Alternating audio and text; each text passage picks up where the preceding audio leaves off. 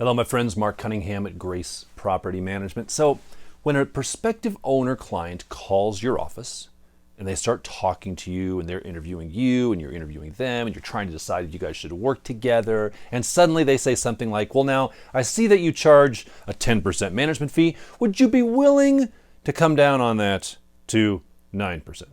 They're trying to negotiate.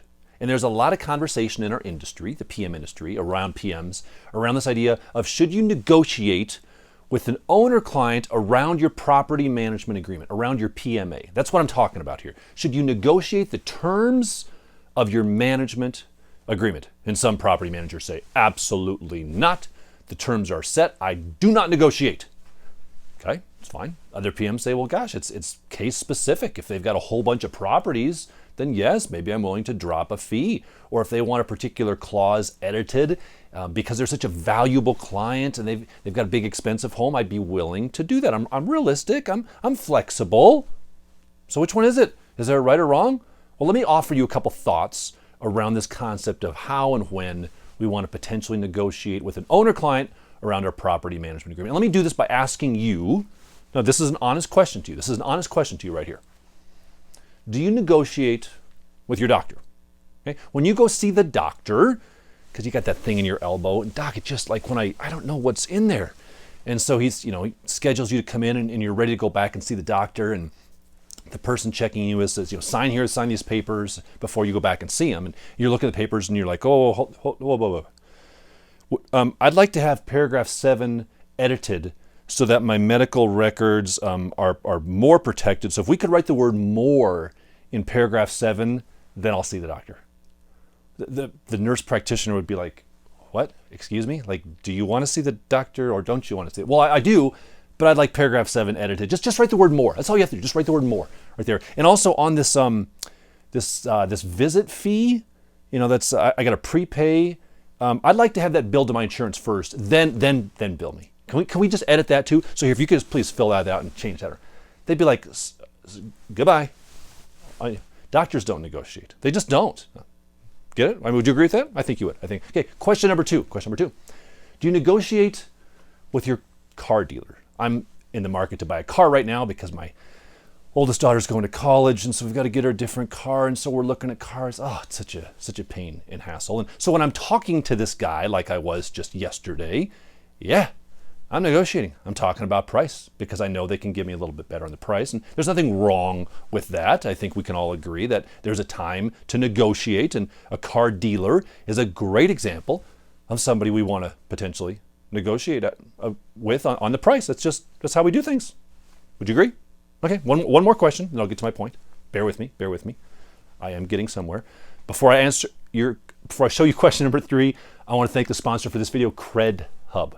Wouldn't it be nice if you could report your tenants' late payments to the credit bureau directly? Well, with Cred Hub, you can. Not only can you report your current tenants' on-time payments, you can report your current tenants' late payments, and if a tenant moves out and owes you a bunch of money, you can use Cred Hub directly between you as the PM and their agency to report these debts outstanding or on-time balances directly to all the credit bureaus.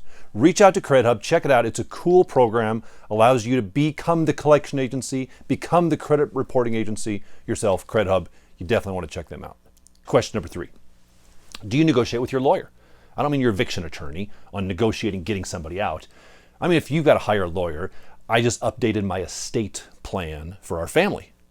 Kids are getting older and I got to figure this stuff out. And so we went in and saw an estate attorney, and they told me what their retainer fee was, and they had me sign a lot of docs before they would even begin the preparation of my estate. Now, could I have said, hey, I read all these docs here. This retainer fee, you owe me pay a $1,000 retainer fee.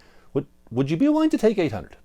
Now, I didn't ask that because these are kind of professionals, and I don't think that would be appropriate to do in negotiating with my lawyer, the person I want to do that. So let me ask you, we just looked at 3 different individuals there, right? We looked at a doctor, we looked at a lawyer, and we looked at a car dealership. Now, who and why is it appropriate to negotiate with this guy, aside from the fact that he's wearing a hat with a feather in it, versus this guy who's not wearing a hat with a feather in it and the attorney isn't wearing a hat at all?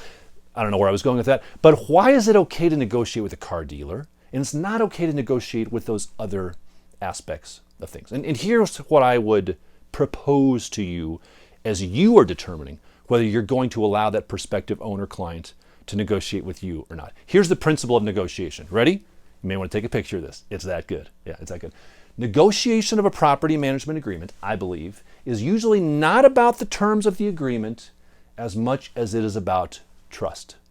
Negotiation of the PMA is typically not as much about the terms of the agreement or the costs of the agreement as it is about trust. See, when a prospective owner client tries to negotiate with you, they're trying to negotiate one of two things, and they're very different. One is price, cost. This guy. When I negotiate with this guy, I'm talking about price. Hey, can you give me a better price? What's your good guy price on this? Can you come down 500? I'm all about price. And that's okay. So when your owner client tries to negotiate with you on pricing, that is a fair conversation to have. But most of the time, when it's a bad owner client, their problem isn't price. Their problem is trust. They think they know better than you how the agreement should be structured. That's when the red flag should go up, the bells should be ringing very, very loudly in your head, and you should run away from that prospective owner client. You don't need to run away from the owner client who's like, hey, would you be willing to take your leasing fee from 50% to 40%? Totally fair question. Now, your response to that, yes or no, that's not what I'm talking about. But I'm saying that's a fair conversation. If, however, they're asking you to strike paragraph 17 and modify paragraph 3 and edit paragraph 95, that's different, because now it's not about the cost involved. They don't just want a good deal. They want you to change the way you operate because they think they know better than you do. They don't trust you. They don't trust your agreement. That's why I'm negotiating with this guy. I kind of don't trust this guy. Who wears a feather in a hat anyway? I digress. So the other day, we got a call from a prospective owner client. Turned it over to my property manager, and my property manager talked to our VP of property management. She came back to me a few days later. She's like, hey, FYI, that one owner client, they really wanted to work with us. And I said, I remember because I heard the voicemail. The voicemail from this owner client sounded like this. Hey, I was recommended to you guys from an attorney here in town, a big legit attorney. They recommended you. I was like, yeah, all right. And I'd like to talk to you and maybe hire you guys to manage my property because you come highly recommended. I'm like, oh man, slam dunk on this guy, right? Attorney recommends us. Everything's great. Let me read to you the email that I received from my, actually the owner, okay? So the owner talked to the PM, and then my PM saw some red flags. He brought it up to our vice president of property management. They saw some red flags. So we declined to work with this gentleman in the management of his property. Then this gentleman emailed me, okay? He emailed me directly. I have never talked to this guy, but he emailed me. Here's what he said in his email. You come highly recommended, and I was hoping to work with you. I had asked for consideration on amending some of the clauses in the agreement. These were minor changes to ensure that we're on the same page. Not only was there no discussion about these changes, I was told that you did not want to work with me. Nice job, property manager. It seems the customer service and relationship management you tout on your website are just marketing gimmicks. You came recommended by my law firm, who does a lot of real estate work. Oh, real estate work, sorry.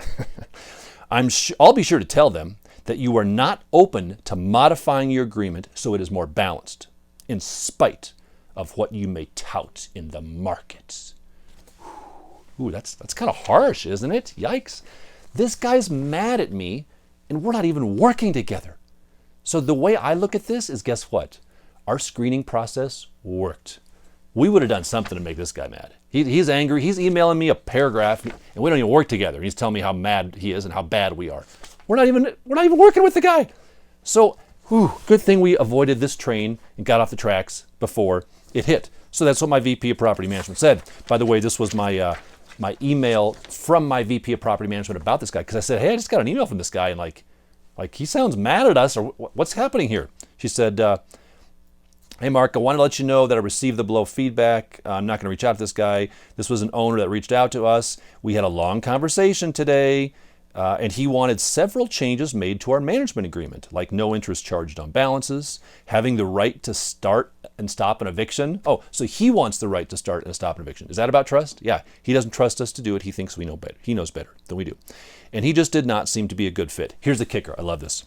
Plus, Oh, it was a woman. Plus, she told Ben, it's our property manager, she is currently in a lawsuit with her prior property management company for $20,000. I love it, love it.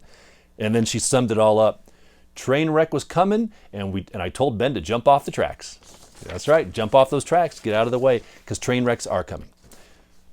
So, in closing, to sum it up, yes, it's okay to negotiate some of the fee structures in your PMA. I truly believe that. And if it's just a little tweak where they just feel more comfortable to have you make that change in working with you, then consider it.